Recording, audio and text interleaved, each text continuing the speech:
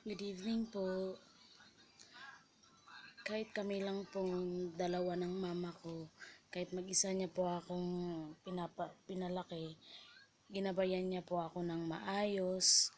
Ang sabi niya, mahalin mo ang pamilya mo at magpakita ng magandang asal sa kapwa. Huwag mang-apak na kahit sino man, tikit sa lahat, pagmamahal.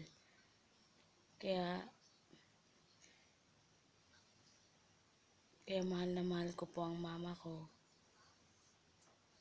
Kahit kami lang po.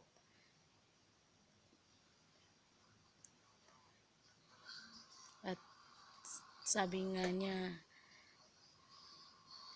kaya namin to kahit kami lang pong dalawa. Basta wag lang pong mang-apak ng kapwa. Thank you.